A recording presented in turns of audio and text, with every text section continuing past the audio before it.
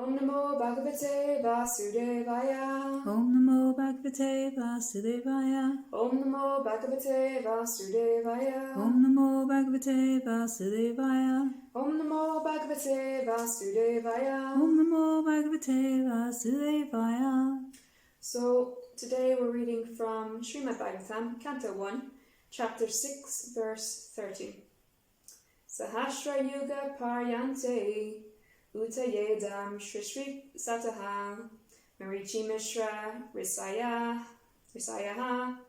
Pranayebyoham Chajagniri. Translation. After 4,300,000,000 solar years, when Brahma awoke to create again by the will of the Lord, all the rishis like Marichi, Agnira, Atri, and so on were created from the transcendental body of the Lord. I also appeared along with them. Purport by His Divine Grace, A.C. Bhaktivedanta Swami Srila Prabhupada. Jai Srila Prabhupada Ki Jai. The duration of the day in the life of Brahma is 4,320,000,000 solar years. This is stated also in the Bhagavad Gita. For this period, Brahmaji rests in Yoga Nidra within the body of the Garbhodakshari Vishnu, the generator of Brahma. Thus, after the sleeping period of Brahma, when there is again creation by the will of the Lord through the agency of Brahma, all the great rishis again appear from different parts of the transcendental body, and Narada also appears. This means that Narada appears in the same transcendental body just as a man awakes from sleep in the same body. Sri Narada is eternally free to move in all parts of the transcendental and material creations of the Almighty. He appears and disappears in his own transcendental body, which is without distinction of body and soul, unlike conditioned beings.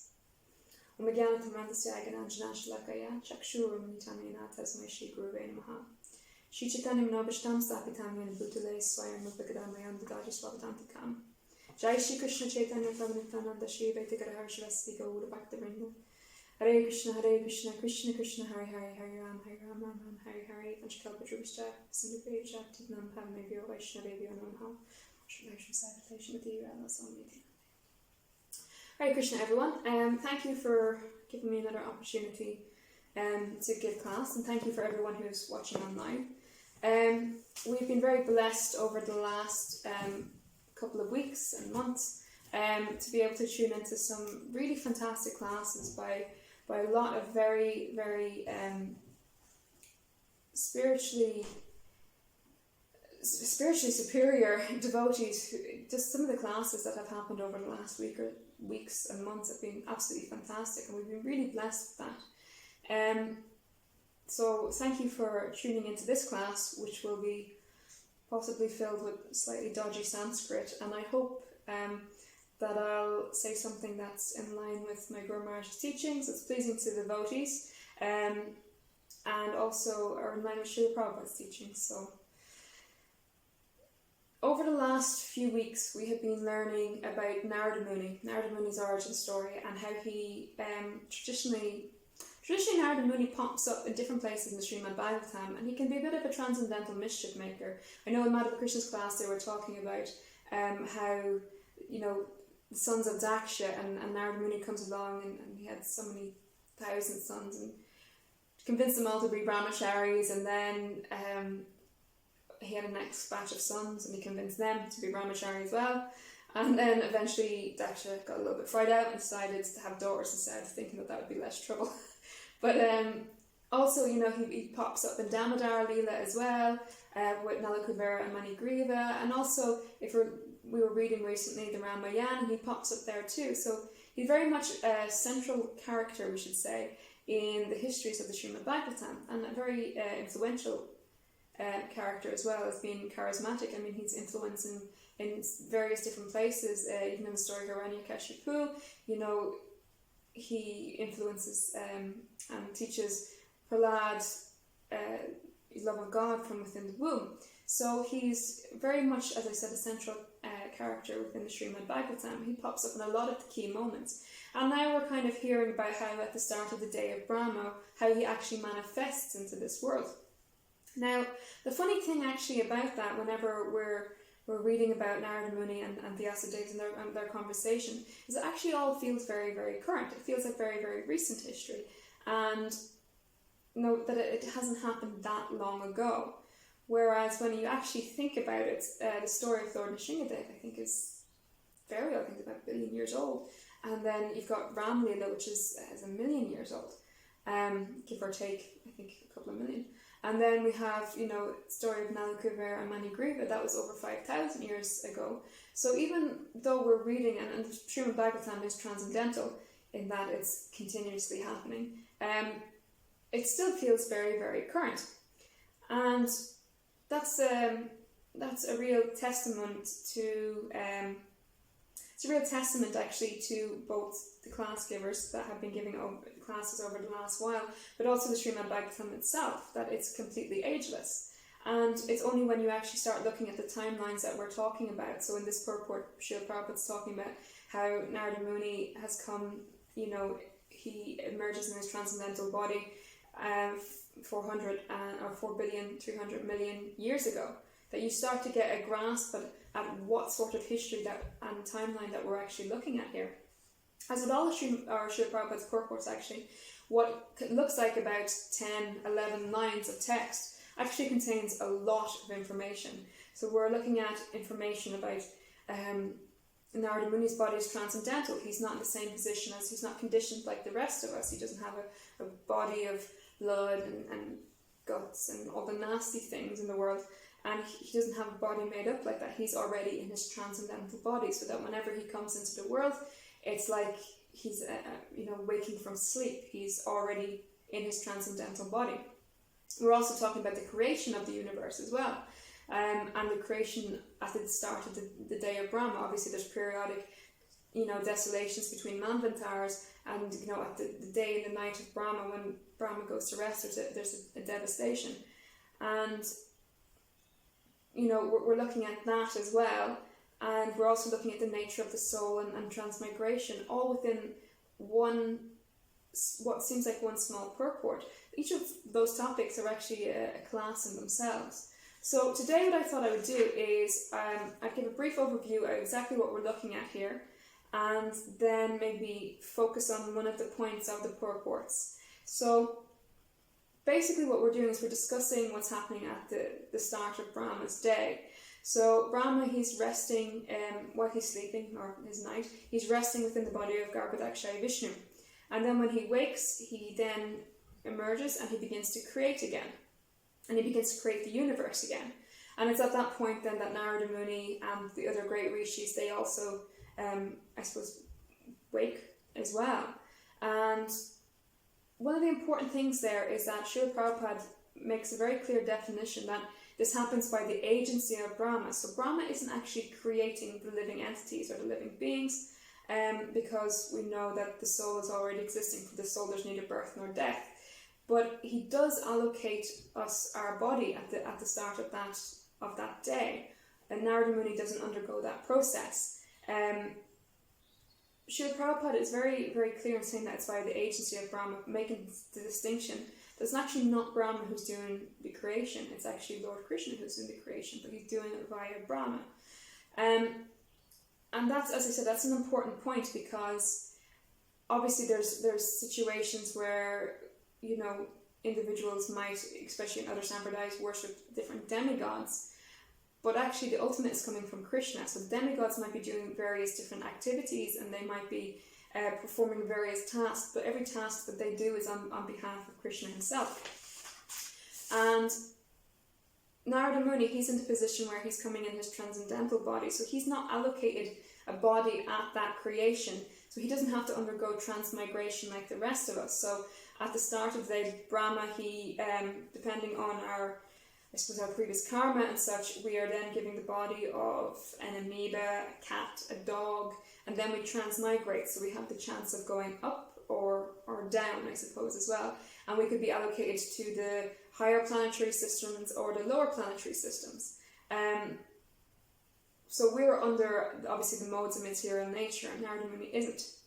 So that's just like a quick overview at the creation side of how Brahma is creating by the agent, or by the creative agency, I should say, at the start of his day. Now, bearing in mind that that's just one day of Brahma, and then at the end of that day, everything was undone again, and then it's a cyclical kind of thing.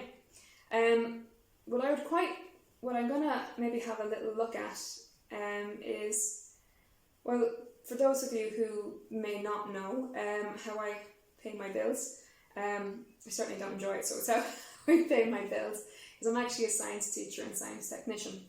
So I've spent about 13 years, I think, over the course of my life studying material science. And what I want to kind of have a look at is, obviously Prabhupada has made this statement of the day of Brahma is 4,320,000,000 years. And then how does that conflict, or how does that coincide with material science? Because it's a very, very specific number, and as we go through the Srimad Bhagavatam, there are various different places where Prabhupada states our histories, because that's another important thing to remember, is that Srimad Bhagavatam, they're not just stories, that this is the history, this is our history, and how that might conflict or coincide with modern science. In that 13 years that I've been studying science, I can quite honestly say I have heard some ridiculously rubbish theories, and actually if you compare the information in the Srimad Bhagavatam against that of modern science, you very, very quickly see that modern science has no patch on what we're learning today now in the Srimad Bhagavatam. And it can actually be quite confusing for those who are, say, coming to the movement to start with, because they're coming in externally from having maybe 20-30 years of being told that basically you have to have faith in the science, and you have to have a good knowledge of science, and anything that's not science is to be disregarded as hokum. And then they come to the philosophy, and all of a sudden we're saying very, very different things. We're saying that the earth is part of a larger earth plane of Bhumandala. We're saying that the universe was created not just millions but trillions of years ago, and that there's periodic desolations and devastations, and we're hitting them with a lot of information that they might not have heard before. So I think it's a little bit important, especially because Srila Prabhupada was so adamant that we preach to scientists and we dispel the illusion of what is modern science. So I'm going to have a little look at that. And the other point that I just wanted to make, which is a bit of a sidetrack, but I think is quite important, especially when we're dealing with the Srimad Bhagavatam and the information it's given us, in the history of, let's say, the history of modern mankind that we would know, or the history that's given to us by modern scientists, there has never been a material writer that has ever been able to have a patch on the Srimad Bhagavatam. If you take the great authors of in the 21st century, or if you take the great authors of all time, of all documented books, let's say, and you have a look, and you take the Robert Jordans, the J.R.R. Tolkiens of the world, who create these massive fantasy worlds, if you will, none of them have the level of detail in either scientific, spiritual, or even practical detail of that of the Srimad Bhagavatam. Obviously we as devotees know that's because the Srimad Bhagavatam is transcendental, and it's Sanatana, it exists always.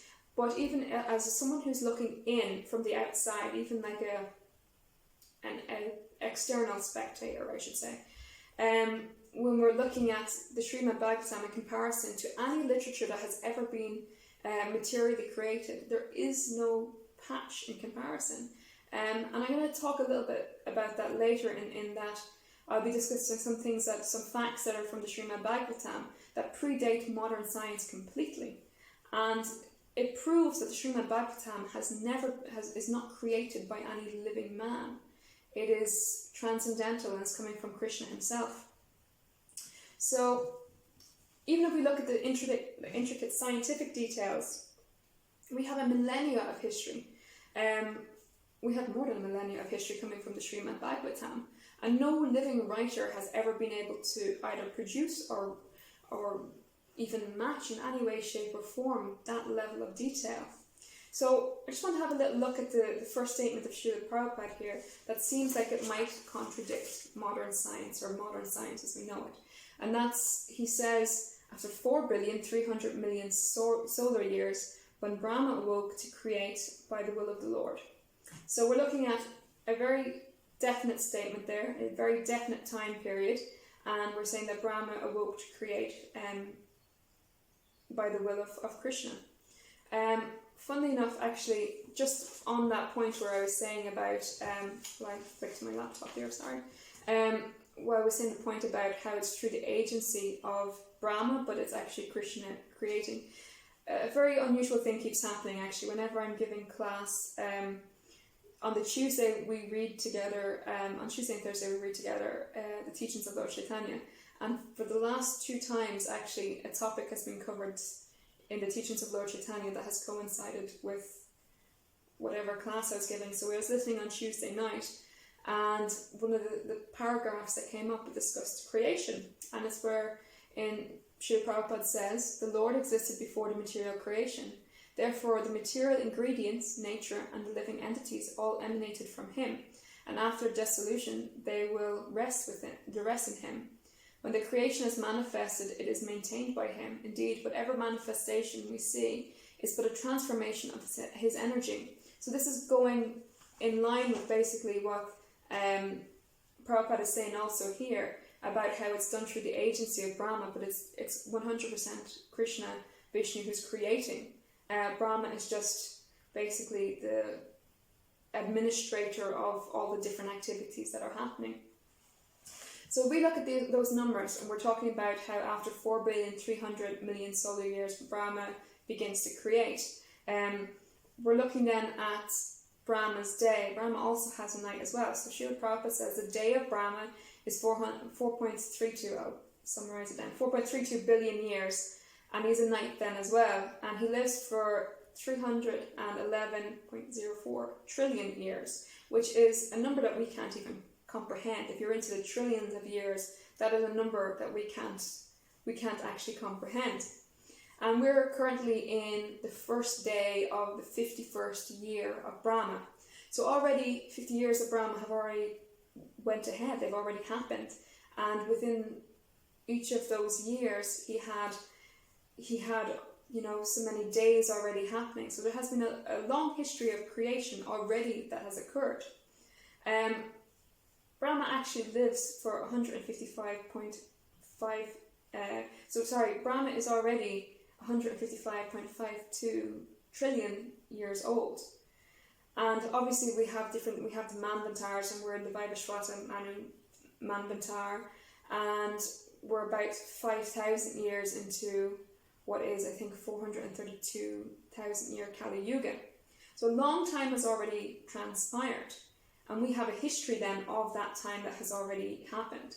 So when you compare that then to modern science, it's very interesting to see what is a vast difference. Because obviously when we're looking at time frames, as I mentioned prior, we have like the story of Lord Nrsimhadev, the history of Lord Nrsimhadev, where that's happening, like I think it's 1.5 billion years ago, although I'll have to double check that figure, but it's into the billions of years ago Nrsimhadev's the Nrsimha avatar occurred.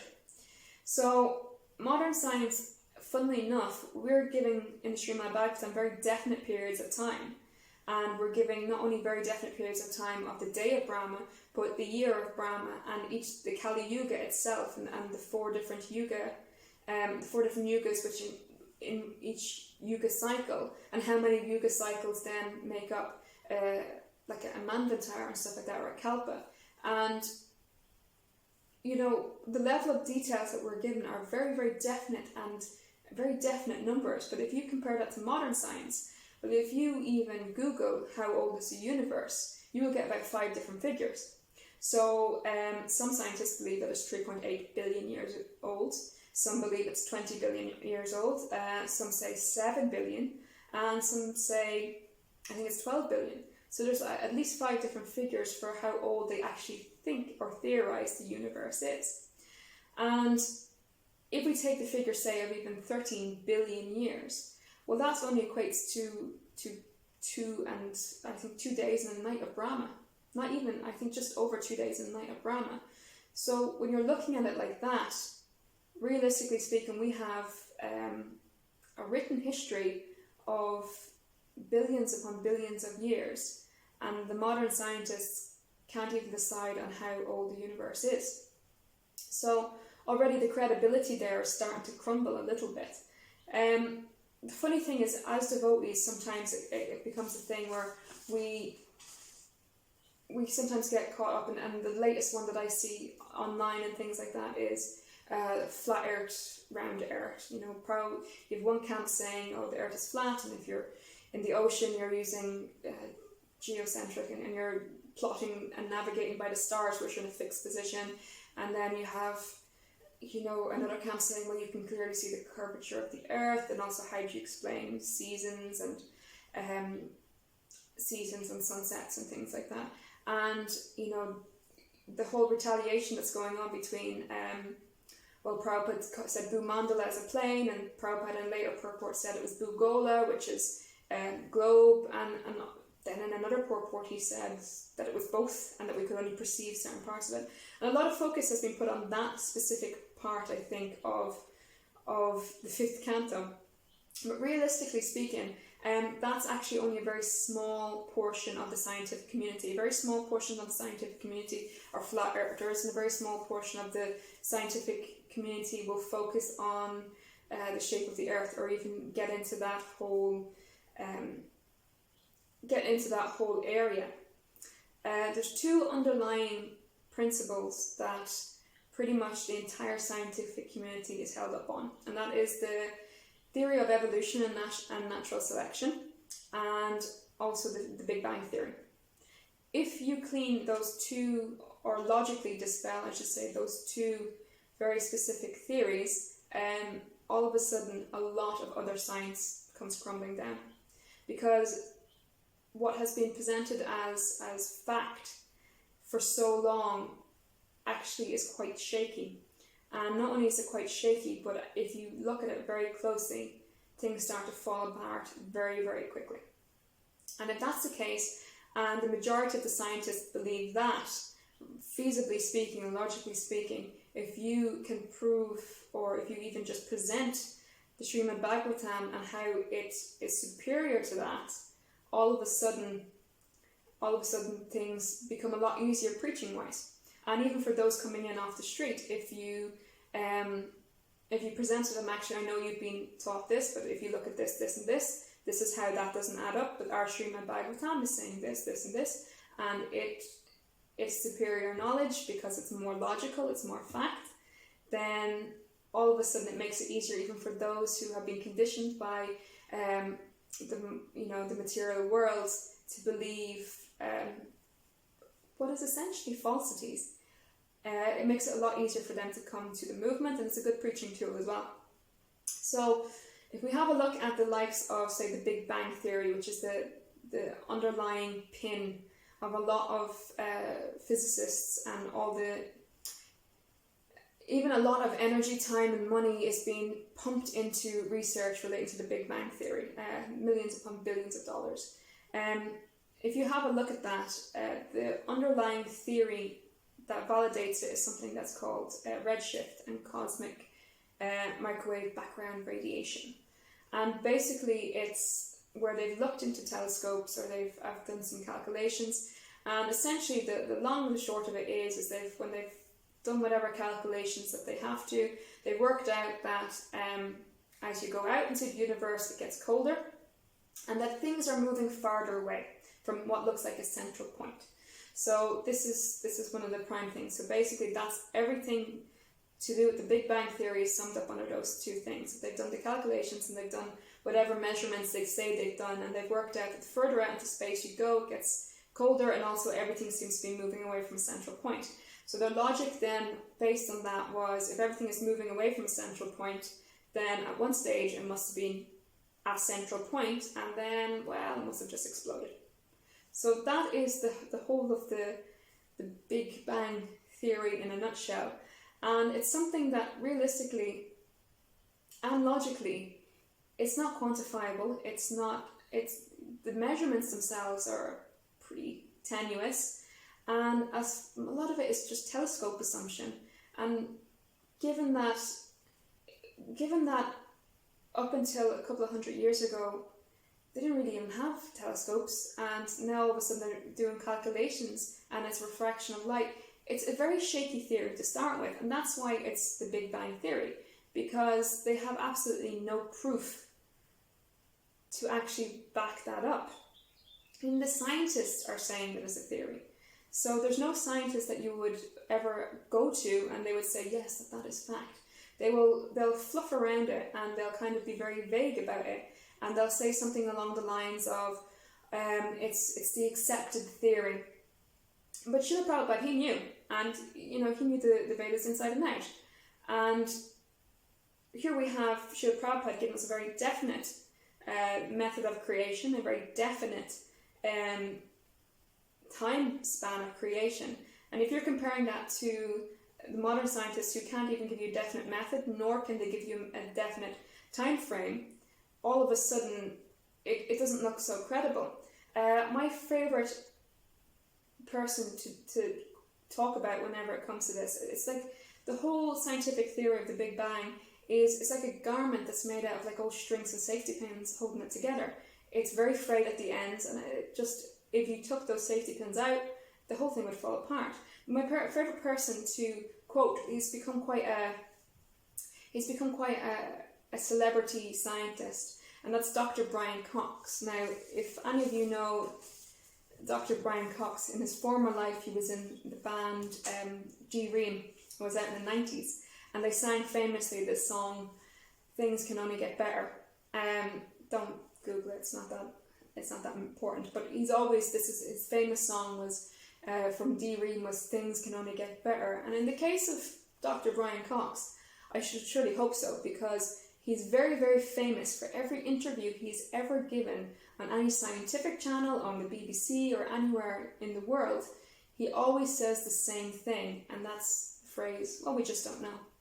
So he will be sitting in every single interview and he'll always say the same thing. They'll say, "Well, what about the theory of evolution?" He says, "Oh, we just don't know." And he says the fact that they don't know is what makes it science. And he's very famous for saying this, and he's a very famous scientist as well. He's quite well respected. So if a well-respected scientist is saying, "Oh, we just don't know," then really how can you take that seriously?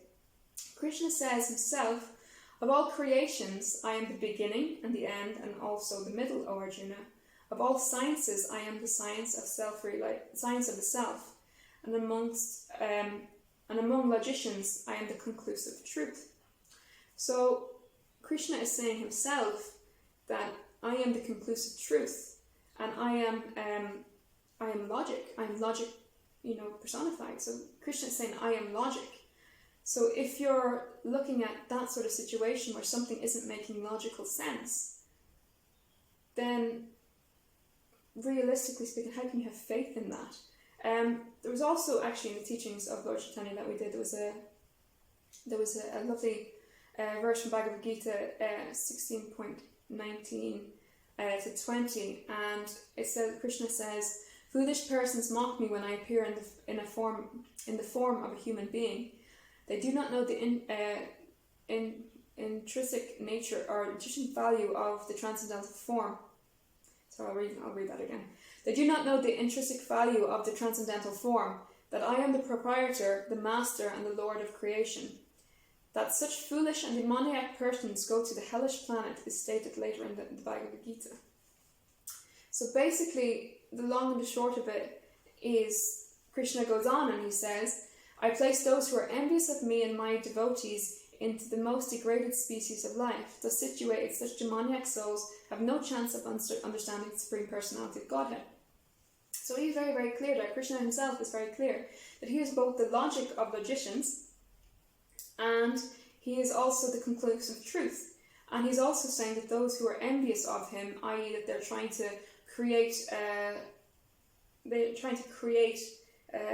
basically a science system that excludes a creator and excludes him, that the only destination for them is hell, unless they can be shown otherwise. The way I like to, an analogy that I kind of like to look at this is, you have to be sure who to trust and who not to trust. So you're looking in a position where Krishna is saying that he is logic and he's conclusive truth, or you have scientists saying, well, we just don't know. It'd be a little bit like if you're travelling from Dublin to Govindadweep, and if you go to two individuals and you ask one person, you say, how do I get from Dublin to Govindadweep? And they say, well, you might go through Navan and possibly you'll get to Cavan, and at that roundabout it could be left, could be right, we really don't know. Or the other individual who's saying, yeah, these are the definite directions. Not only that, but if you get on this bus that's going from Govindas and coming up to the islands, we'll have guides with you and they'll take you straight to the temple. Who are you going to trust more? Are you going to trust the individual who is giving you half directions, or you're gonna end up lost? Or are you going to trust the individual who is not only giving you solid instructions but also a guide along to help you along the way? And that's what Krishna is doing. Krishna is giving us very, very firm, very precise facts, and he has given us Srila Prabhupada as well in his purports to make those facts understandable. He's given us the exact directions on how to get home back to Godhead, but also how to be able to spot falsities and use our own logic to see what is correct and what is not. If you're trying to travel from Dublin to Govindadweep, you don't want to end in the middle of nowhere, you want to go see Govindadweep. So Krishna is providing us, via Srila Prabhupada and our gurus, not only the conclusive truth, but also the path and how to get to a point where we're getting actual, solid, logical knowledge. And basically, I mean, we have that in our Srimad Bhagavatam. Our Srimad Bhagavatam is very much logical, and there's nothing in there that's illogical. And when you actually go from Canto 1 straight through to the end, and by the time you get to Canto 5 and you're getting into the very, very intricate details of the workings of the universe, it does make perfect sense. Whereas you go through modern science, they're telling you it's a theory and we don't really know. The second biggest clash, as I said before, between the Vedas and modern science is obviously the theory of evolution. Theory of evolution, which again underpins the entire biological world. Again, the Srimad Bhagavatam is very clear that there is transmigration. The transmigration is that you move from one body to the next at the time of death, depending on your karmic activities prior. And throughout the entire day of Brahma, we will transmigrate. If you're doing good, pious activities, then you'll move up, and you might even move to the higher planetary systems and the heavenly planets. And if you're acting demoniac, you will move down. And again, that's the transmigration. You're allotted your body dependent on karma, which is, even looking externally, a very, very fair system. It's a foolproof system. If you're acting badly, you will move down the food chain, basically. It's probably the best way of putting it. But if you're acting badly, you're going to move down the evolutionary chain, if you will, of transmigration. Whereas if you're acting piously, you're obviously going to get better and better bodies. When you compare this then again to obviously evolution, which is very, very different, it's basically that through a series of mutations, one species becomes another species. Very, very clear that our Srimad Bhagavatam is saying that that's not the case. And then, that at the day of Brahma, each species is already existing. So there is already a species of monkeys, there's already a species of human being, there's already species of butterflies, birds, all of these things. It's not that one morphs into the other. Basically, monkeys are monkeys, humans are humans.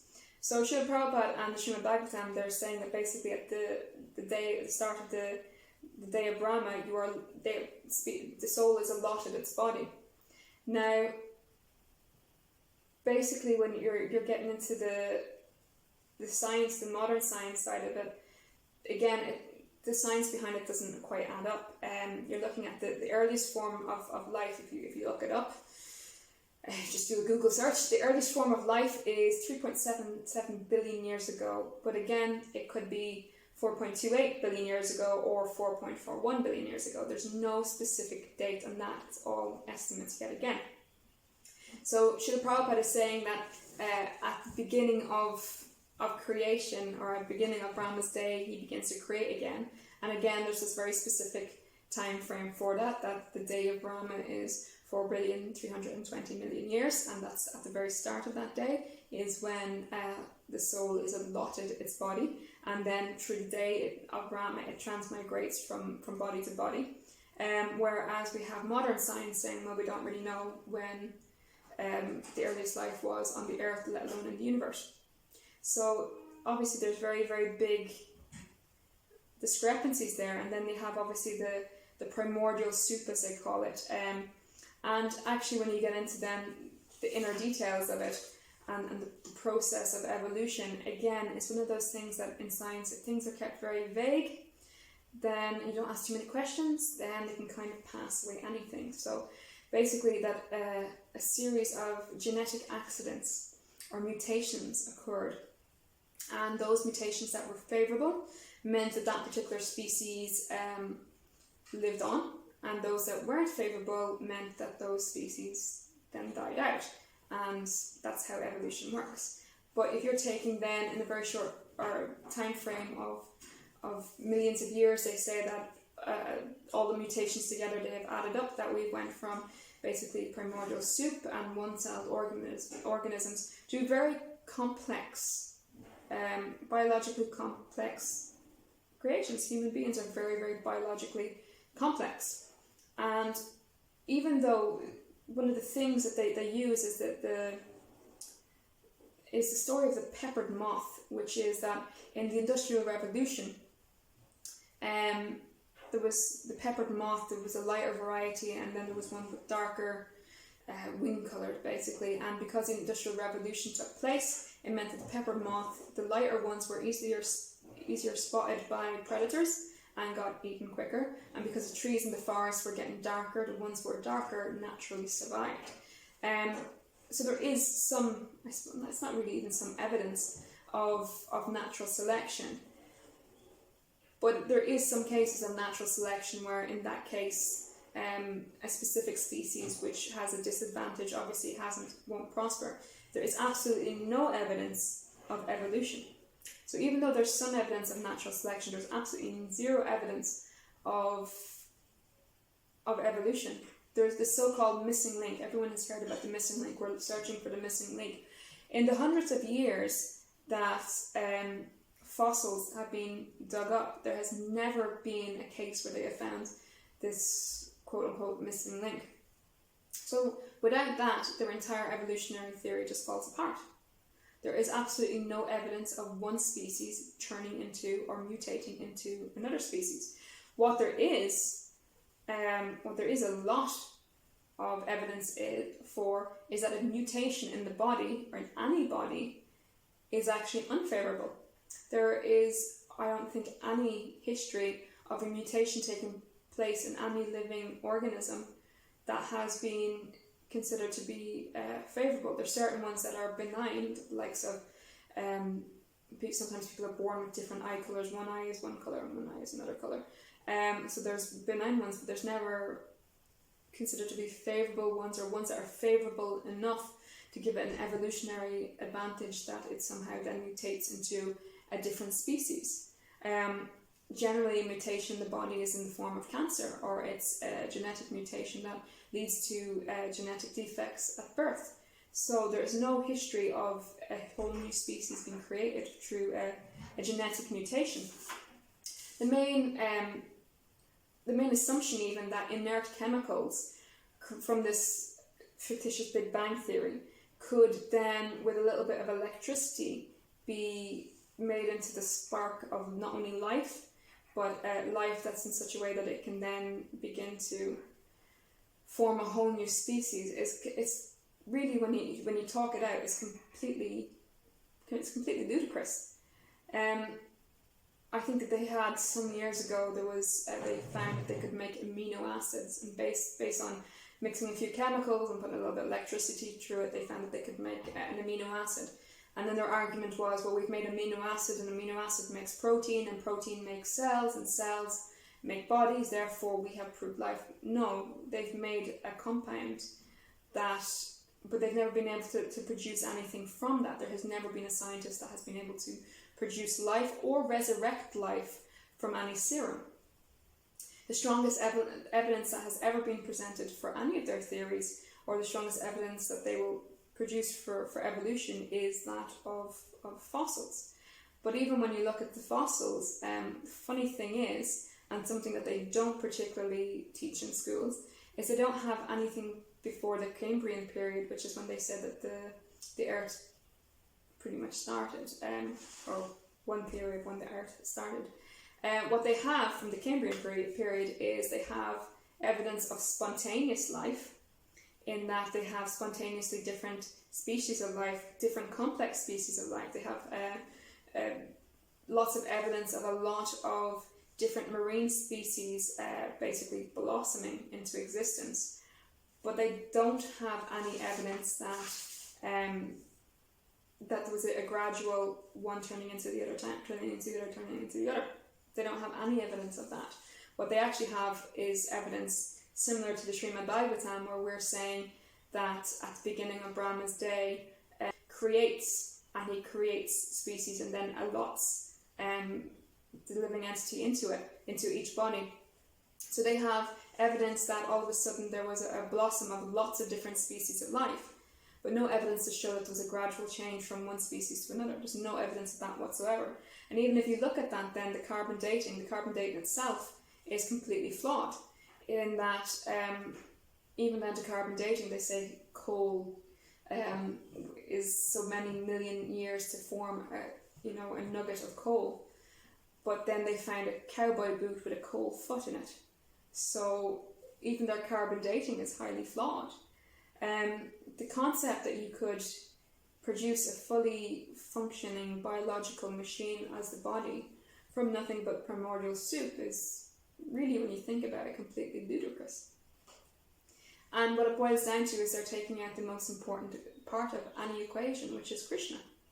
Krishna is the creator, and by trying to remove Krishna from that equation, all of a sudden their whole logic falls apart. Even the likes of, if you think of the likes of Mozart, the musician, he used to create whole symphonies. But one of the things about whenever Mozart was asked, how did you create a symphony, or some of his famous symphonies, he used to say they used to blossom into his mind. Whole symphonies would just blossom into his mind. And he said that he didn't know where they came from. Obviously, from reading the Bhagavad Gita, the Srimad Bhagavatam, we know that that inspiration could be coming from it's coming from Paramatma. But he didn't know. He was saying basically that they just blossomed in his mind. So how can you take a complex creature like, say, Mozart, and who can create these beautiful symphonies, and say that was all genetic mutation and accident? It's completely illogical. Nikola Tesla, back in the times when they were going through the current war trying to invent electricity, he was coming up with the concept of wireless transmission and transmitting things wirelessly, and that was centuries before, or decades, hundreds of years before we were even looking at that. So where does that inspiration come from? Is that inspiration just a random mutation? It's completely illogical to think so. And what it really boils down to is you have a whole scientific community who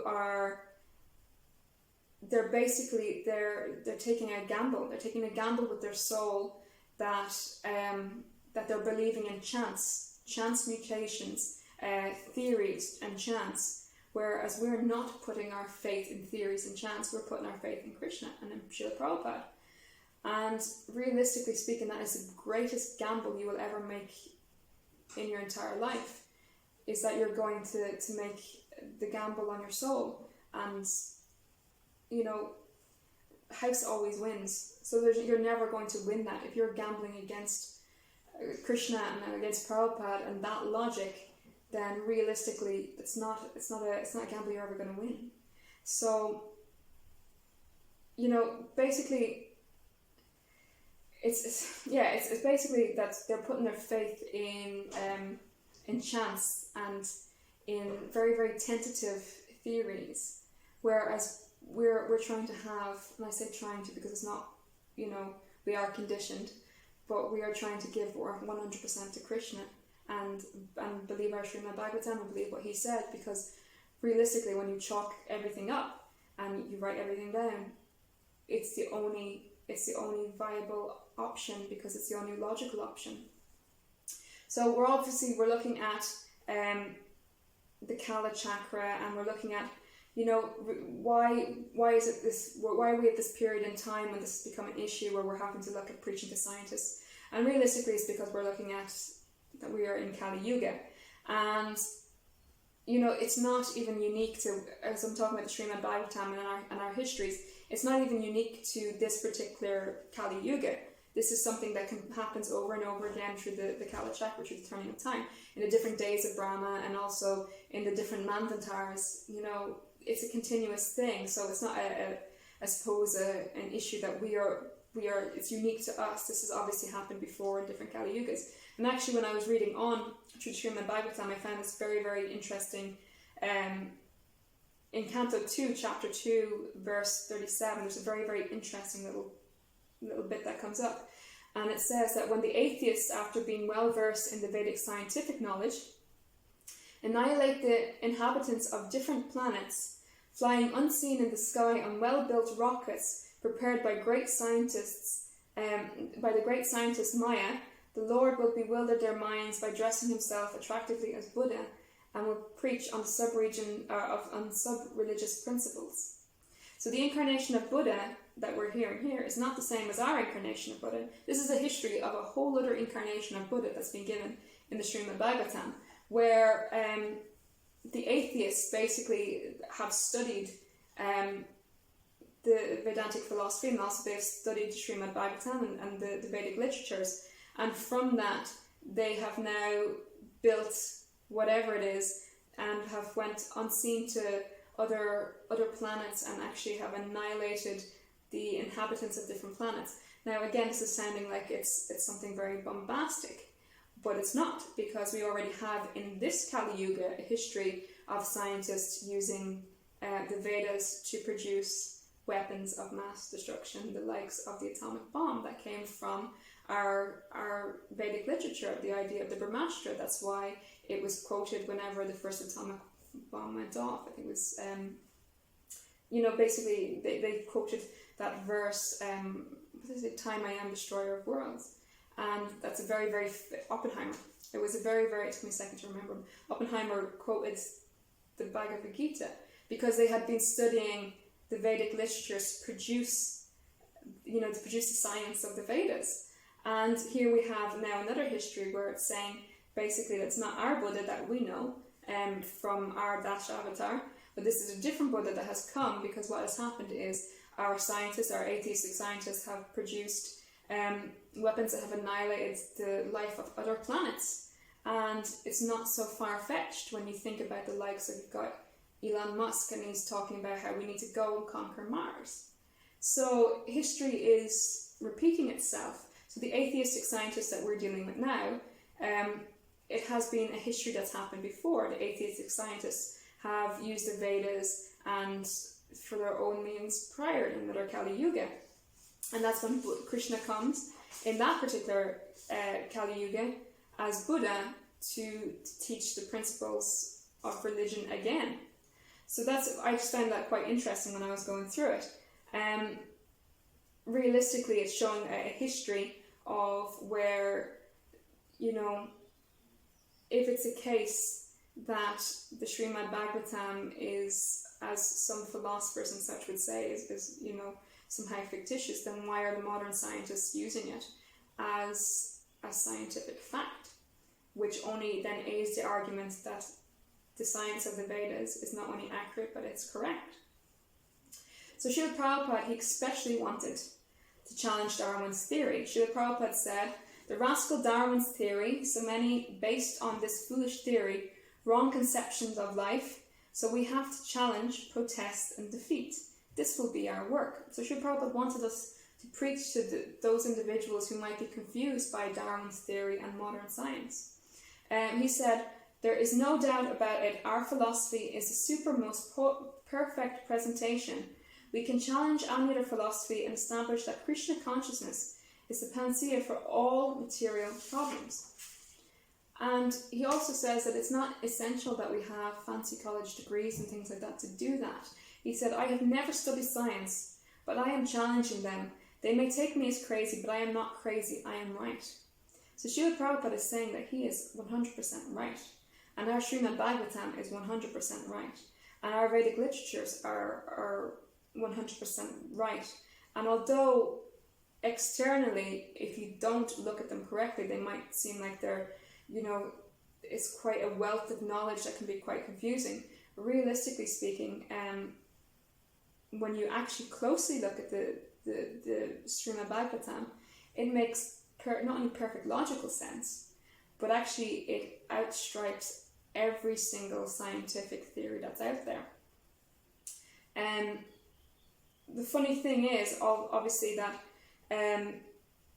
something that is kind of not quite discussed, obviously, in modern terms, but it's not quite looked at, is the fact that a lot of the times that they will look at the likes of people who are preaching religious doctrine, or they're preaching, or us preaching about Srimad Bhagavatam, and they will say that that's dogma, and they will say that that's that we're preaching fanaticism and we're preaching outlandish information and such. But realistically speaking, when you look at the scientific community, it's actually the one that is shrouded in dogma, because what they say is, if you don't conform to this specific theory, then what do you know? You don't know anything. You're talking